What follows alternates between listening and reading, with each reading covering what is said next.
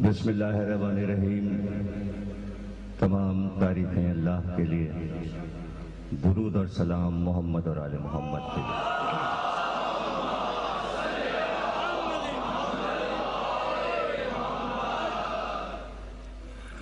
1430 ہجری کے اشرِ محرم کی امام بارگاہ چاہدہ معصومین میں تیسری تقریر آپ حضرات سماعت فرما رہے ہیں۔ خیر و شر کے موضوع پر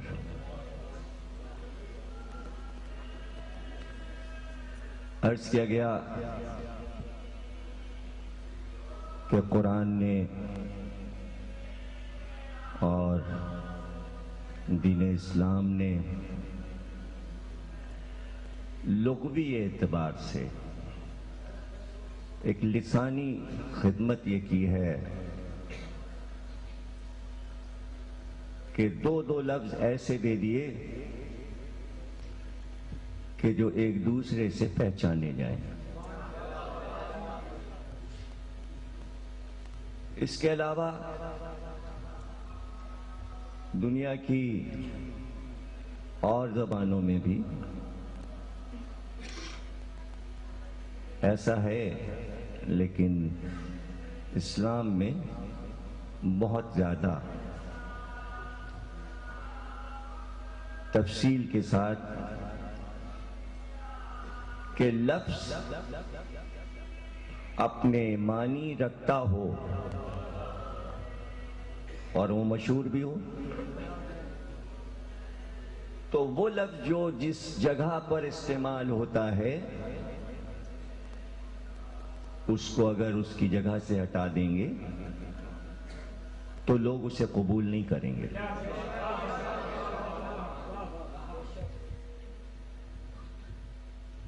لیکن یہاں یہ دلیل دے رہا ہوں کہ جو اللہ کا نمائندہ ہوتا ہے، کتنے ہی اہل زبان کیوں نہ ہوں، ان کی زبان کا رخ موڑ دیتا ہے۔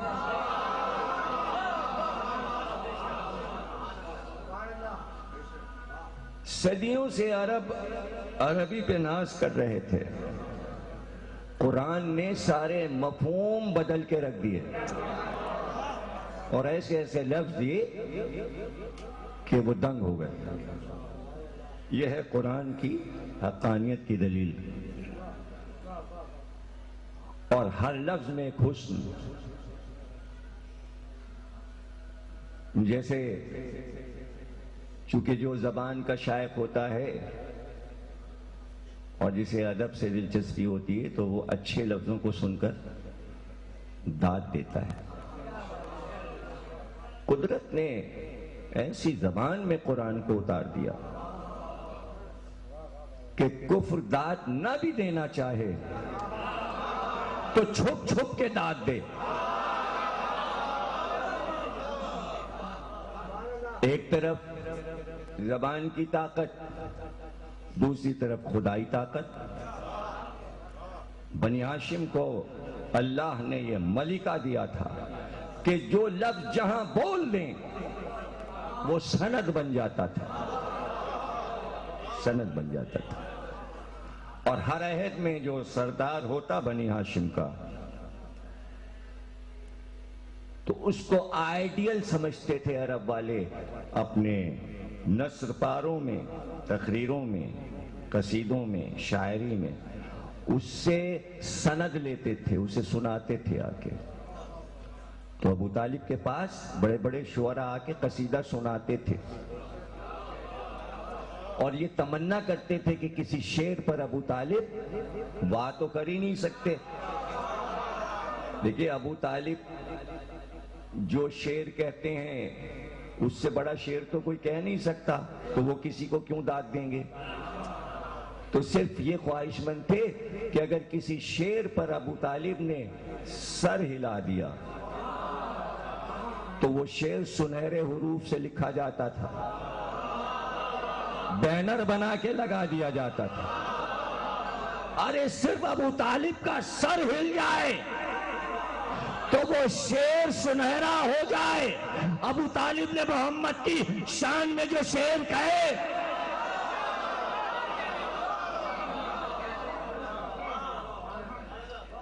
تو اب اگر آپ یہ کہیں کہ اسلام آیا تو یہ لفظ پہچانے گئے، نہیں، بنی ہاشم ان لفظوں کو متعارف کروا چکے تھے۔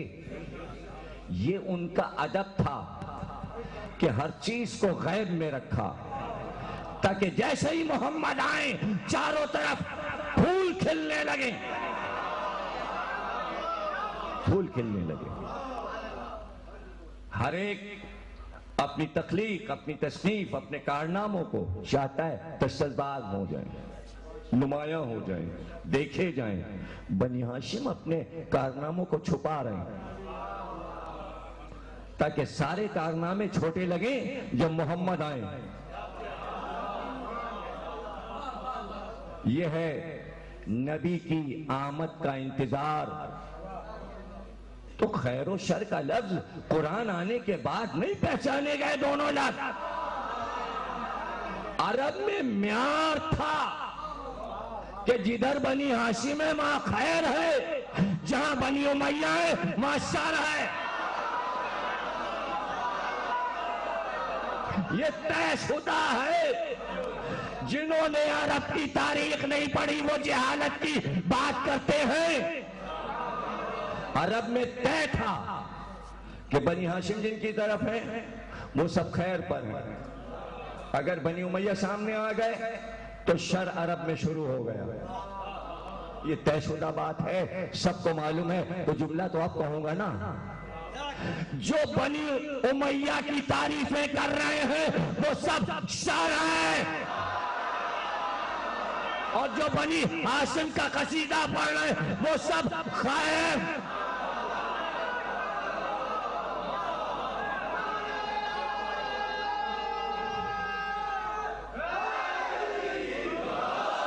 میں اپنے شاداب نوجوان دل و دماغ جو اعلیٰ تعلیم کر چکے یا تیاریوں میں ہیں، ہم ان سے مخاطب ہیں کہ ہر چیز کا ایک بیک گراؤنڈ ہوتا ہے، پس منظر ہوتا ہے۔ شر متعارف ہوا کائنات میں شیطان سے۔ میں ہر تقریر میں تھوڑا تھوڑا تعارف، تاکہ چھوٹے سے لفظ نہیں ہیں، یہ چھوٹے سے لفظ نہیں ہیں، ان کے پیچھے ایک فلسفہ ہے، دفتر ہے، کتابیں ہیں۔ شیطان سے شر شروع ہوا۔ اب جس قوم نے بھی اپنے نبی سے سرکشی کی وہ تقلید شیطان میں چلا، اور شیطان اس قوم کی ہیلپ کرنے لگا، مدد کرنے لگا۔ جو چاہیے تمہیں ہم دیتے ہیں۔ دیکھیے، جو چاہیے یہ دونوں طرف سے آفر ہوتی تھی۔ نبی کہتا تھا تمہیں کیا چاہیے؟ ہم تمہیں یہاں بھی دیں گے وہاں بھی دیں گے۔ شیطان صرف کہتا تھا یہاں دیں گے، وہاں کا ہمیں کچھ پتہ ہی نہیں، دنیا لینا ہے تو لے لو۔ جو بے وقوف ہوتے تھے وہ سمجھتے تھے بھائی یہی دنیا ہی لے لو، چونکہ شیطان نے بھی دنیا لی تھی اور آخرت کو اس نے اپنی برباد کر لیا تھا، تو اس نے چاہا آدم کی اولاد بھی آخرت کو برباد کرے اور دنیا لے لے۔ آج اس روئے زمین پر انسان دو حصوں میں بٹے ہوئے ہیں۔ کچھ وہ ہیں جو دنیا کو سب کچھ سمجھ رہے ہیں، اور کچھ وہ ہیں جو دنیا کے ساتھ آخرت پہ یقین رکھتے ہیں۔ لیکن ہو سکتا ہے کہ اس میں بھی دو حصے کرنے پڑے، اور دو حصے اس لیے کہ اگر وہ لوگ جو آخرت پر یقین رکھتے ہیں اور دنیا میں نیک کام کر رہے ہیں آخرت کے لیے، تو اس میں دو حصے ہیں۔ ایک حصہ وہ ہے جو آخرت پر یقین تو رکھتا ہے لیکن اس کے پاس آخرت کا کوئی گائیڈ نہیں ہے کہ لے کے کون جائے گا. دوسرے گروہ کے پاس 12 گائیڈ ہے.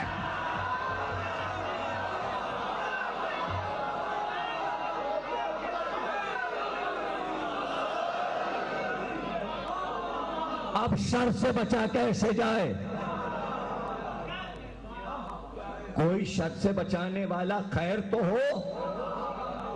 خیر کی ضرورت تھی تو سرکار دو عالم یہ چاہتے تھے کہ شر تمہیں دعوت دے گا، ہم تمہیں خیر دے دیں تاکہ تم شر سے بچ سکو. دیکھو میرا یہ آخری سال ہے، میں چاہتا ہوں جاتے جاتے تمہیں خیر دے دوں. بلال سے کہا کہو حی علی خیر العمل.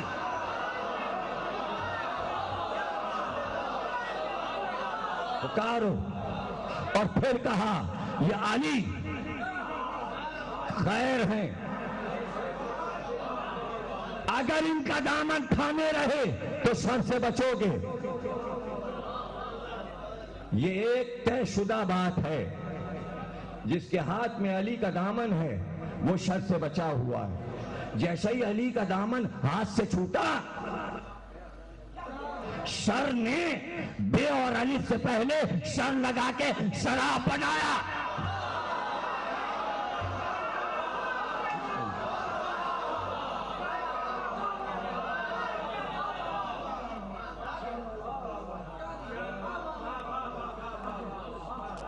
اب شر سے بچنا مشکل ہے. شر سے بچنے کے لیے وہ شر کا گائیڈ جو سکھا رہا ہے شر، تو ادھر خیر بتانے والا بھی تو کوئی ہو. تو کچھ لوگ اللہ نے مقرر کیے ہیں جو خیر کو بتائیں اور خیر کو سمجھائیں. نوح کی قوم سرکش، شیطان نے قبضہ کر لیا. شیطان نے قبضہ کر لیا. نمرود کے دماغ پر شیطان نے قبضہ کر لیا، شر کا پودا اس کے دماغ میں لگا دیا. فرعون کے دماغ میں شیطان نے انڈے دے دیے.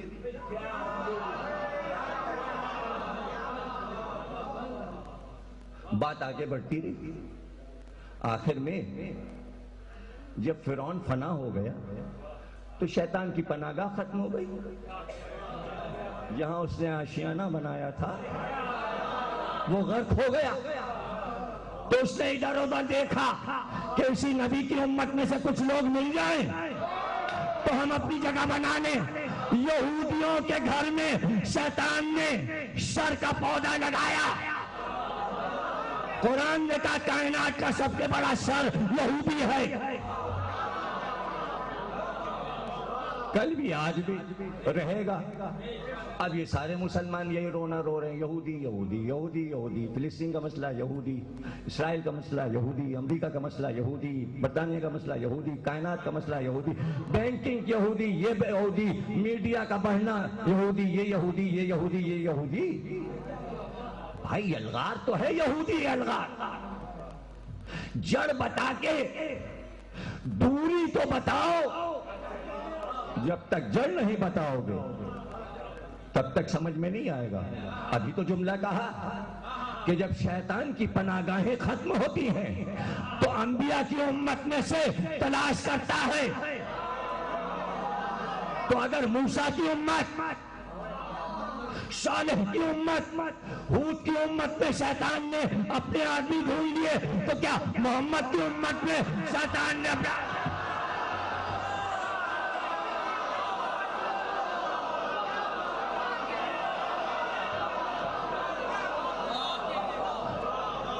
تو تلاش تو کر لو کہ کن کو ڈھونڈا.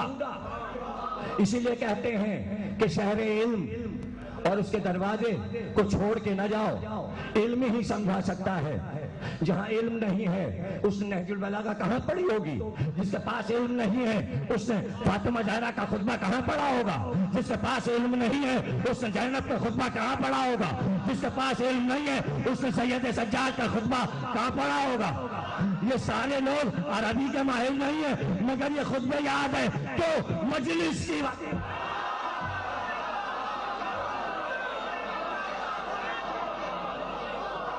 سب کو یاد ہے، اپنی اپنی زبانوں میں سب کو یاد ہے.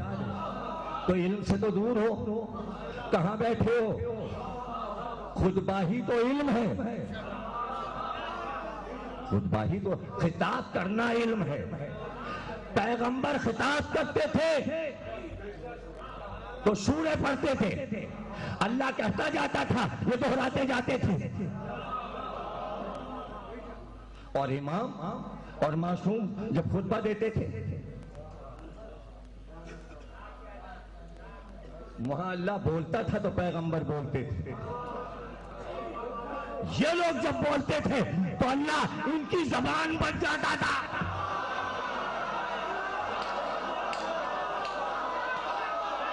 کیوں؟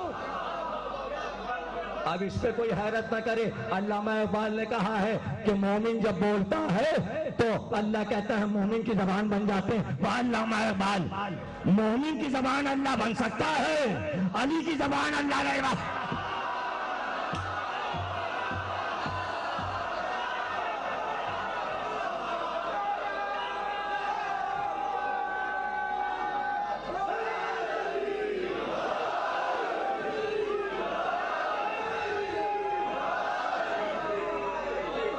مومن کی زبان، وہ امیر المومنین. تو خطبے کہاں سنے؟ بی بی سیدہ کا خطبہ سن لیں تو یہ سمجھ میں آ جائے کہ شیطان اپنے آدمی ڈھونڈتا کیسے. اور دیکھیں کیسے بی بی نے اشارہ کیا کہ جیسے ہی میرے بابا کی آنکھیں بند ہوئی ابھی چادر ان پہ ڈالی گئی تھی کہ جو پیچھے پردہ پڑا تھا اس کے پیچھے سے شیطان نے جھانکا اور تمہیں اشارہ کیا. تم بھاگ کے اس کی آواز پہ چلے، وہ آگے چلا تم پیچھے چلے، وہ آگے آگے تم پیچھے پیچھے. آخری جملہ تو سن لو، ایک ٹکڑا ہے چھوٹا سا. خطبہ تو پورا پڑھ چکا ہوں میں جماعت ثانی میں، 5 مجلسوں میں تشریح کر چکا. اس وقت ایک ٹکڑا ہے، وہ آگے چلا تم پیچھے پیچھے چلے. تم کون؟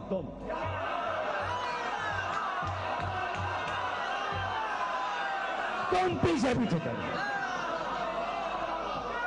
اب اگلا جملہ سنو، اب قیامت تک وہ آگے ہے، جاؤ تمہارا کارواں اس کے پیچھے.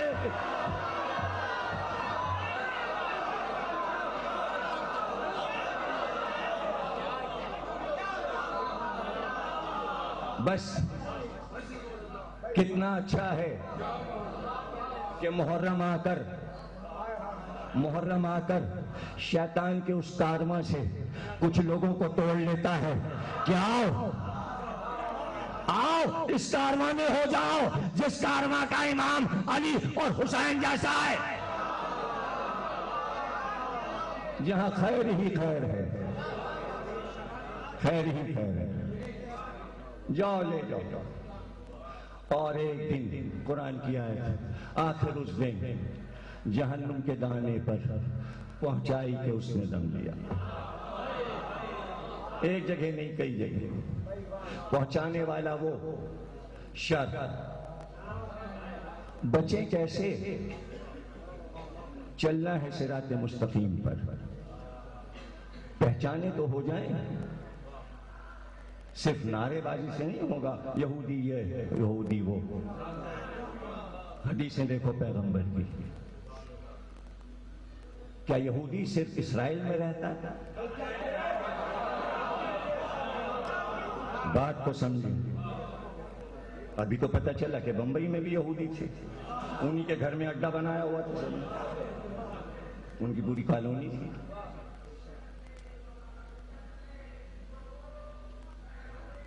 یہاں بھی ہے. ہیں جگہ میں نے دیکھی رنچوڑ لائن وہاں ان کا عبادت گاہ بھی بنی ہوئی بند ہے، پولیس وہاں بیٹھی رہتی، اس لیے کہ جہاں یہودی کا کچھ ذرا سا بھی ہو جائے مسلمان برداشت نہیں کر پاتے، برداشت نہیں کر پاتے۔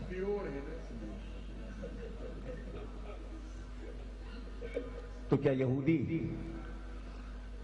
امریکہ میں ہے، برطانیہ میں ہے؟ یہودی کہاں ہے، کدھر ہے؟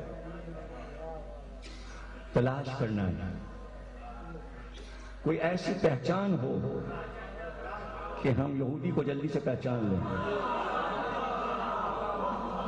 تو سرکار کی حدیث سنیے، آپ نے فرمایا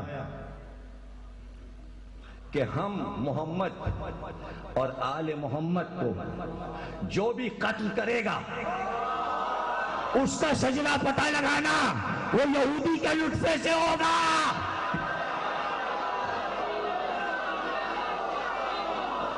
اب تلاش کرو کہ یہودی کہاں کہاں تھے۔ حیران ہو گئے؟ حیرانی بڑھے گی، حیرانی ایسے ہی بڑھتی ہے۔ کیوں؟ قرآن نے کہا ہے سورہ کہف میں، علم کی منزل پہ حیرانیاں ہیں، صرف تم تھوڑی حیران ہوتے ہو، تم تو سن کے حیران ہوتے ہو، میں پڑھ کے حیران ہوتا ہوں۔ جب میری حیرانی میں ٹھہراؤ آتا ہے تب سناتا ہوں، اور اس لیے سناتا ہوں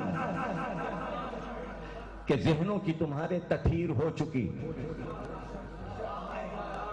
جن سے برداشت نہیں ہوتا تھا وہ جا چکے، جن سے برداشت تھا وہ آج بھی ہیں، اور 40 سال ہو گئے مجھے اس کراچی میں مجلس پڑھتے،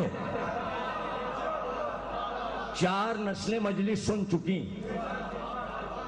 جو بچہ بیٹھا اس کا دادا سامنے تھا۔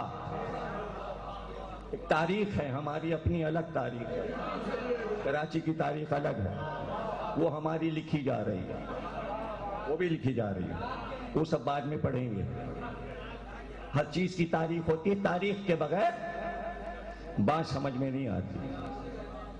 تلاش کر لینا، قاتل کو دیکھتے ہوئے پیچھے جانا، تو اس کو چھپانا تھا حدیث پیغمبر کو کہ آل محمد کے قاتل کی اصل یہودیت ہے، یہودیت اصل شر ہے۔ سمجھ رہے نا اب تسلسل کو؟ تو چھپانا تھا، اور وہ بہت بڑا مسئلہ تھا کہ جہاں پر چھپانا تھا، جس طرح چھپایا پہلے وہ سنا دوں، اور جو حقیقت ہے پھر وہ سنا دوں گا۔ چھپایا اس طرح، کہاں یہ بچوں کو پڑھاتے ہیں ہسٹری میں واقع کربلا، تو وہاں لکھتے ہیں وہ دراصل یزید بنی امیہ تھا، حسین بنی ہاشم تھے، ان دونوں کے خاندانوں میں شروع سے لڑائی چلی آ رہی تھی۔ یہ انگریزوں کو سمجھاتے ہیں، یہ امریکنز کو سمجھاتے ہیں مسلمان، سمجھ رہے ہیں آپ امام باڑے میں بیٹھے ہیں، ابھی تو میں لندن سے ہو کے آ رہا ہوں، مجھے پتا ہے کہ کہاں کیا کیا ہو رہا ہے، ہر چیز کی خبر رکھتا ہوں، سمجھاتے ہیں اس طرح۔ اور وہ چونکہ یزید کا دادا جو تھا ابو سفیان، اس کی اور محمد کی لڑائی ہوئی تھی بدر میں اور احد میں اور خندق میں، اور اس کے اوپر پھر امیہ کی لڑائی ہوئی تھی ہاشم سے، اور حرب کی لڑائی ہوئی تھی عبد المطلب سے۔ تو پھر امیہ کے اوپر کیوں نہیں لڑائی دکھائی؟ یہ لڑائی امیہ سے کیوں شروع ہو رہی ہے؟ امیہ، حرب، ابو سفیان، معاویہ، یزید، یہ یہاں آ کے چھٹی پشت پہ خاتمہ کیوں ہو گیا دشمنی کا؟ اب بنی امیہ دشمن کیوں نہ رہے بنی ہاشم کے؟ اس لیے کہ ہاشمی تو مہدی تک آ گیا۔ اب یہ سارے دشمن کہاں گئے؟ یہ کیا ہوا؟ فنا کیسے ہو گئے؟ تو امیہ سے پہلے کیوں نہیں؟ ان کا وہ بات یہ تھی کہ دو سگے بھائی ہاشم اور عبد الشمس جڑواں پیدا ہوئے. اب جو پیدا ہوئے تو عبد الشمس کی انگلی ہاشم کی پیشانی سے جڑی ہوئی تھی اور ہاشم کی انگلی عبد الشمس کی پیشانی سے جڑی ہوئی تھی. دونوں جڑے ہوئے پیدا ہوئے. لوگوں سے پوچھا گیا کیا کریں؟ ان کا تلوار سے کاٹ کے الگ کر دو. تلوار لائی گئی اور انگلیوں کو کاٹ کاٹ کے پیشانیوں سے دونوں بھائیوں کو الگ کر دیا گیا. تو نجومیوں نے کہا اب ان دونوں کی نسلوں میں خونریزی ہوتی رہے گی. تو اب نہ اللہ کے لیے لڑائی، نہ اسلام کے لیے لڑائی، نہ قرآن کے لیے لڑائی. بدر میں رسول اللہ سے لڑ رہا ہے ابو سفیان، خونریزی خاندانی.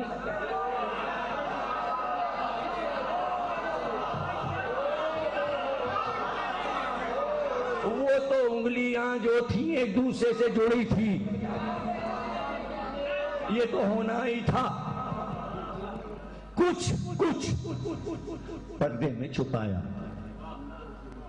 اور یہ لکھا. جو چھپایا وہ اب ہم نے بتایا. ہاں، دونوں بھائی تھے، ہاشم اور عبد الشمس بھائی تھے،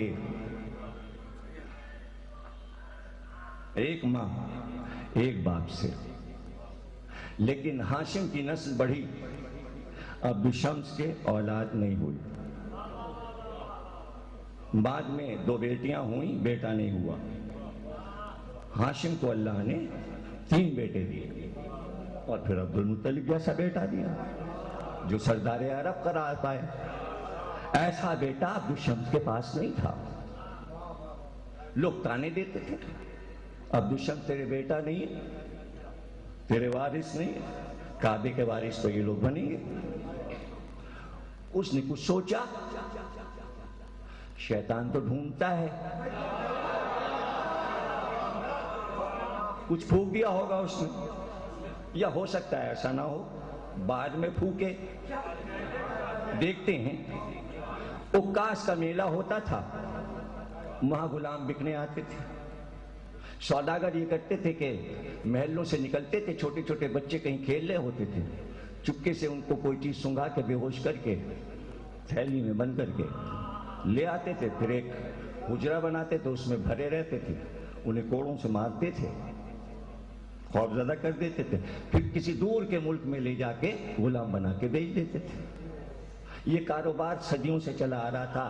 افریقہ میں، یہودی آبادیوں میں، جگہ جگہ، ہر ملک میں یہ تھا. صرف اسلام نے آ کے ختم کیا تو وہ غلام سر پہ چڑھائے.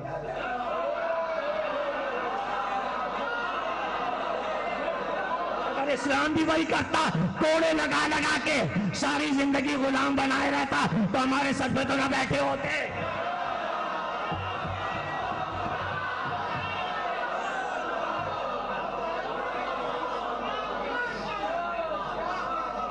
تو عبد الشمس گیا میلے میں، اس نے لڑکوں کو دیکھنا شروع کیا. ایک لڑکا ایک جگہ پر اسے بہت ہی پسند آیا. اسے پسند آیا،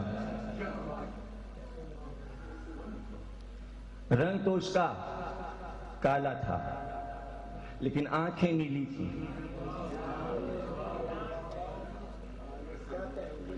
عبد الشمس نے اسے خرید لیا، گھر لیا. اس کا نام رکھا امیہ. اسے پالا پرورش کیا. جب عبد الشمس مر گیا تو جو مال چھوڑ گیا تھا، امیہ نے دعویٰ کیا کہ میں اس کا وارث ہوں. وارث سے بیٹا بنا. اب بیٹا بننے کے لیے اپنا روب اربوں پہ دکھاتا، لڑوں کس سے؟ تو ہاشم سے لڑوں تاکہ عرب والے پہچانے ہر چھوٹا آدمی بڑے سے اس لیے لاتا ہے تاکہ میں پہچانا جاؤں، چاہے وہ یزید ہو یا یزید کا باپ ہو۔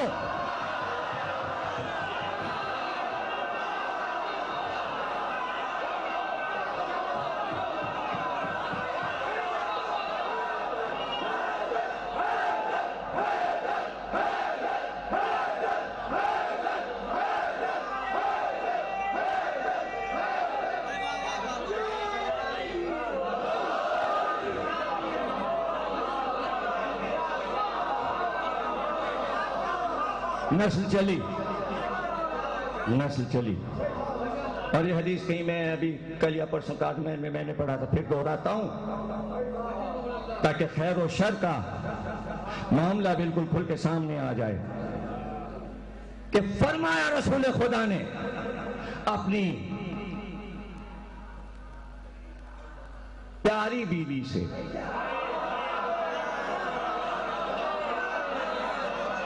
اے حمیرہ تمہیں معلوم ہے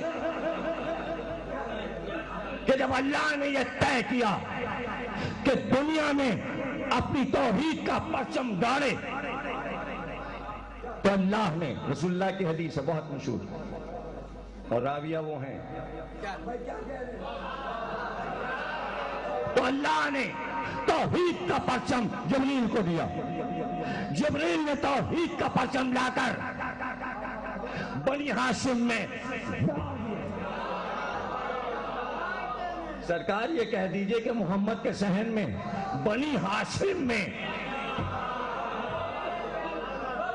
ارے بنی ہاشم آپ کے سمجھ میں نہیں آ رہا، سمجھیں گے بنی ہاشم، سمجھا دوں 8 محرم تو نہیں لیکن سمجھا دوں، اب سمجھانا پڑ رہا ہے تو کبھی کبھی حوائج کی ضرورت پڑ جاتی ہے، کیا کریں، اب دروازے کے بغیر مدد نہیں ہوگی۔ علی کو کہنا چاہیے تھا یہ میرا چاند ہے، قمر بنی ہاشم،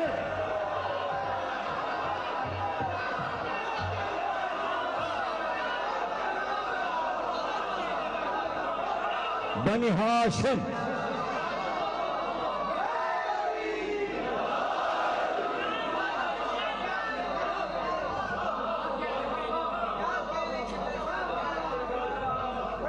ٹنکے پٹے ہوئے ہیں، کائنات کو معلوم ہے کہ بنی ہاشم میں ایسے ایسے گزرے جن کے خطاب آفتاب و مہتاب تھے۔ بنی امیہ میں کوئی چاند گزرا؟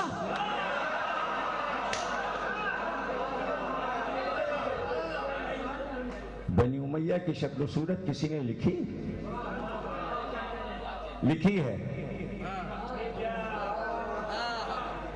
بڑے لوگ ہوتے تھے 90 95 کے، وہ شجرے بتاتے تھے اور وہ زیادہ ماہر ہوتا تھا شجرے میں، جو شجرہ بھی بتائے، نام بتا کے پوری شکل صورت بتائے۔ تو ایک بار دربار میں اس کو معاویہ نے بلایا بڈھے کو، کہا ہمارا شجرہ سنو۔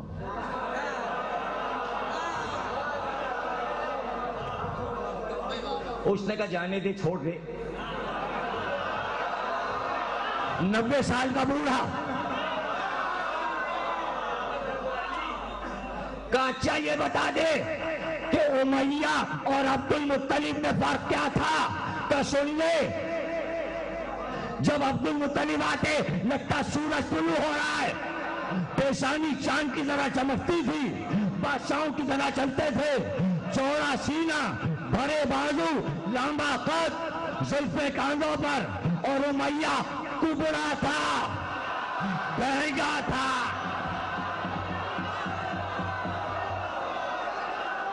کبڑا تھا، مہنگا تھا۔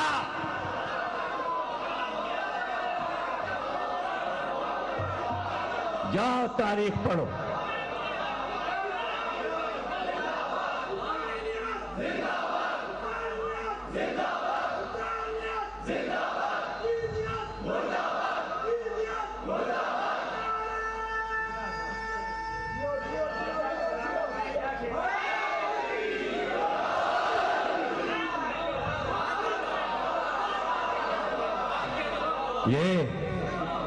یہ قمر بطحا ہیں،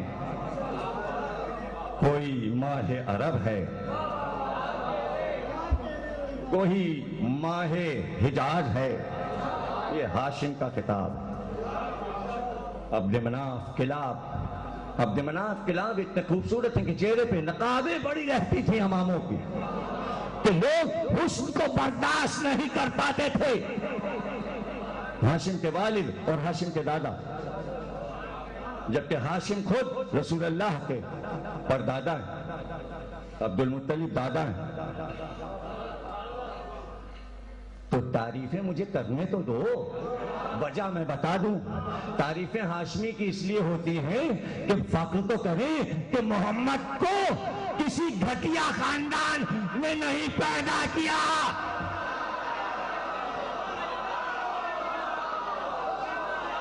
اب سن لو دشمنی کیوں ہے. دشمنی اس لیے ہے کہ جب ہم محمد کا ذکر کرتے ہیں کہ ان کے باپ بھی اچھے تھے، چچا بھی اچھے تھے، دادا بھی اچھے تھے، پردادا بھی اچھے تھے، تو اب لوگ دوسروں کے داداؤں پرداداؤں کو دیکھ لیں.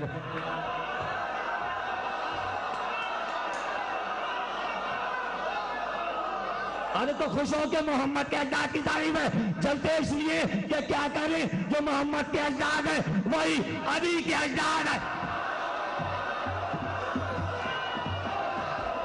دشمنی یہ ہے، دشمنی یہ گھرانہ ایک،